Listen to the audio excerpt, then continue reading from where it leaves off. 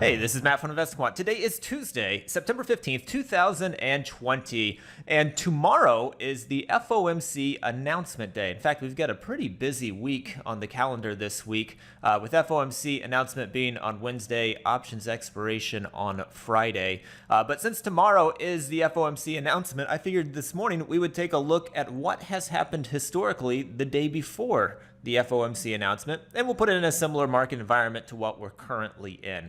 So I'm going to set this up looking at all four instruments. The setup is going to be based upon getting long at the open, which is 9:30 a.m. Eastern Time. The exit will be 4:15 p.m. Eastern Time. Normally, I would go in and add an opening filter or a price pattern or something like that. Today, I'm not going to do that because this doesn't happen all that often, so I'm simply going to look at the day before the FOMC announcement and then add a couple moving averages to add a little bit of context to it. So I've got day before FOMC announcement here. Next, I'm going to go into indicators, and I'm going to put it in a similar market environment, which would be below a 10-day simple moving average and above a 200-day simple moving average. Then I'm going to click View Results.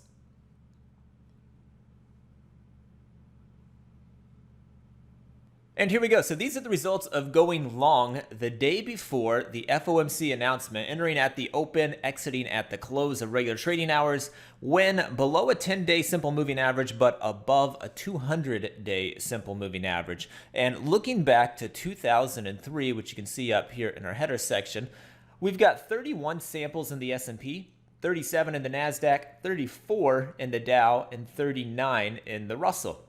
Win rates on these slightly favored here. It looks like S&P about 55%, NASDAQ 59%, Dow 56%, and Russell the strongest at 64%.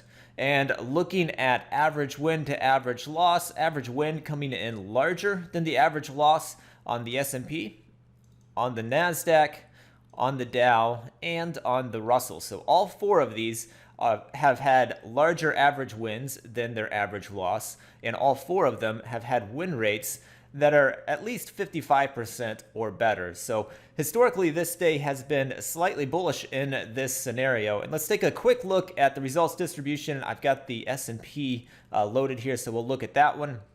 Looking at the results distribution, if you've not seen this before, these are the results based upon trade counts, which is the left axis here, and then the amounts for the move. So the bigger the move, the farther to the extreme it is. So down here on the far left, we've got a small bar here in red, which is an extreme move to the downside. On the far right, we've got a little bit bigger bar that is green, which would be an extreme move to the upside. Majority of these coming within this blue highlighted section, which marks one standard deviation from the average trade. And it looks like on this day, historically, there hasn't been a whole lot of large moves to the downside. They seem to drop off here at minus 12 points in the ES.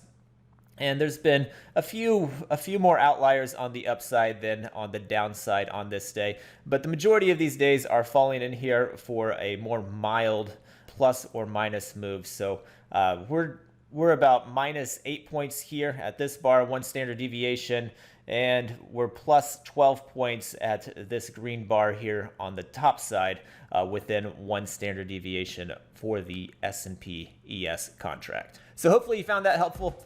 Good luck, and we'll see you next time.